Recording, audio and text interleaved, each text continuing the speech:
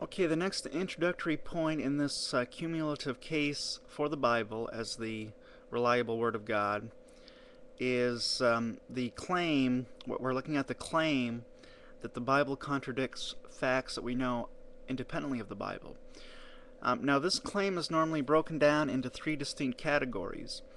One, the Bible contradicts science, or science contradicts the Bible, if you want to put it that way. Two, the Bible contradicts history. Three, the Bible contradicts ethics. Okay, so we will take these in turn. One, the Bible contradicts science. First of all, science by its very nature is tentative or provisional. It is entirely possible, though perhaps more or less implausible, that all of contemporary science shall be overthrown in future discoveries. But leave that aside for now. The main reason why the Bible is thought to contradict science is because of evolution and the age of the cosmos. We know from science that the world is 14 billion years old and that biological evolution is a fact, so the argument goes. So when the Bible denies these facts, we know the Bible is mistaken, at least on those points. I think this is a misunderstanding. Nowhere does the Bible explicitly say that the cosmos is not 14 billion years old. It does say that the universe was created in 7 days, then on the sixth day, man was created. It then gives genealogies from Adam to Abraham, and can't talk today. And Abraham apparently lived in 2000 BC, and Adam apparently in 4000 BC. If you add another 2,000 years since the advent of Jesus, that gives an age of much less than 4.5 billion years for the Earth, and much less than 14 billion years for the universe. But we need to be careful here. The word for day in the creation week passage is yom in Hebrew, and can legitimately be translated or defined as a long period of time. With all due respect to Dr. Dino, you can look this up for yourself in Strong's or any other biblical Hebrew lexicon. It's black and white. So each day of the creation week could have been eons. Second, we are not 100% sure on how to interpret numbers in ancient literature.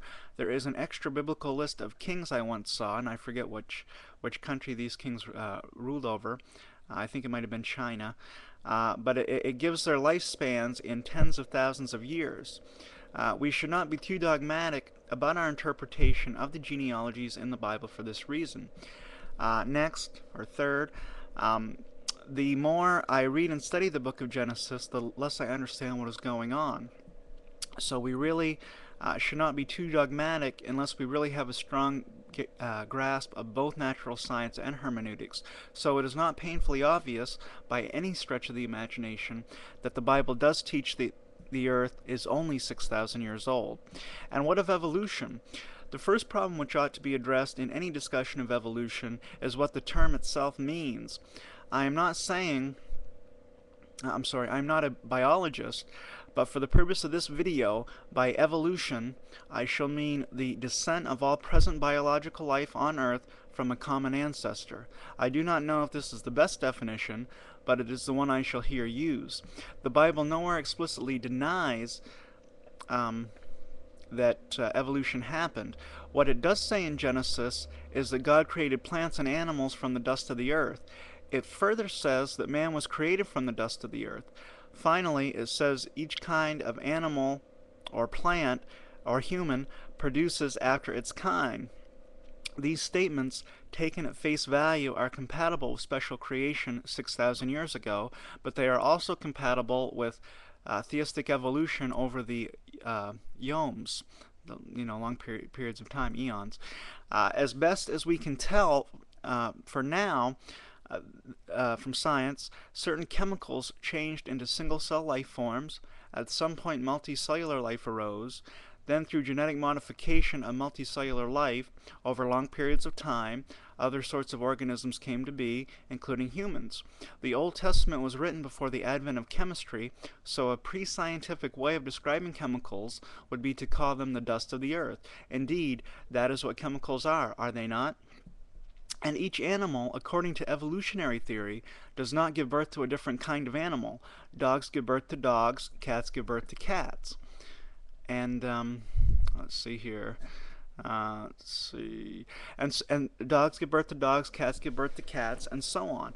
Over time, it is true, a population of dogs will, in some sense, change into wolves, and then eventually, say, into humans.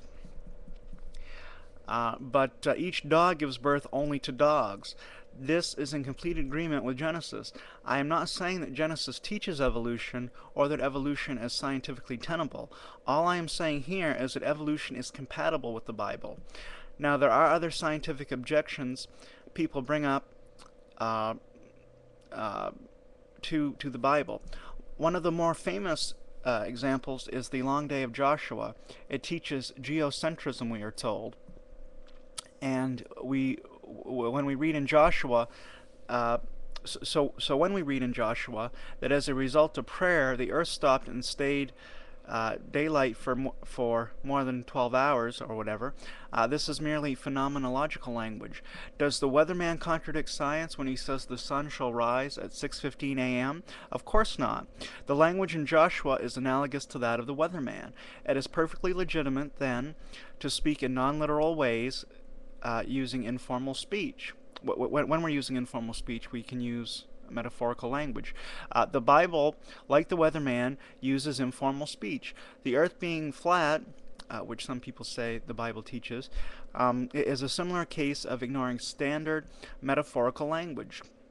We may conclude then that it is entirely plausible that the Bible does not contradict science, at least not nearly so much as some people seem to think. The next point, under or subpoint under the Bible contradicting facts, is does the Bible contradict history? And that I will address in the next video.